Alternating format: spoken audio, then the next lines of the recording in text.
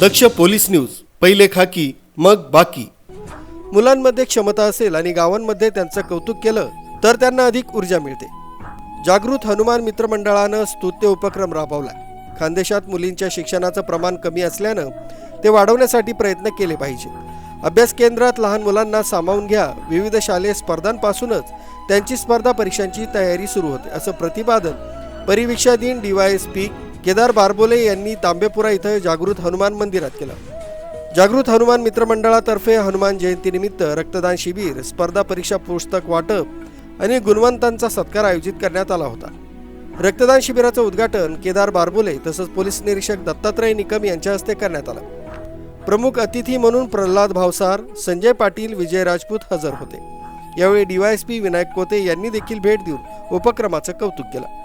Police निरीक्षक दत्तात्रय निकम, प्रवीण पाटील, गिरीश पाटील यांनी मनोगत व्यक्त केला। यावेळी स्पर्धा परीक्षेची तयारी करणाऱ्या प्रदीप पाटील, निखिल गुरव, संदीप पाटील, कोमल पाटील, दिव्या केने, तेजस पाटील, निलेश वाघ, सागर पाटील यांना स्पर्धा परीक्षेची पुस्तके वाटण्यात आली।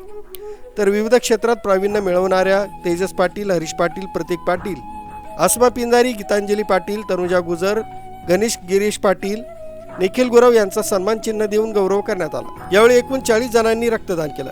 100 जणांची रक्तगट तपासणी करण्यात आली। प्रास्ताविक सूत्रसंचालन महेंद्र पाटील यांनी तर आभार संजय पाटील यांनी मानले। हनुमान जयंतीनिमित्त तांबेपुरा, न्यू प्लॉट, सानेनगर भागातून भव्य मिरवणूक काढण्यात आली। मिरवणुकीतील हनुमानाची भव्य प्रतिमा आकर्षण ठरली होती। 12 मे रोजी रात्री हरिभक्त पारायण रविकिरण महाराज यांच्या कीर्तनाचा कार्यक्रम आयोजित करण्यात आला। विजय पाटील, दक्ष पोलीस न्यूज, अमळनेर।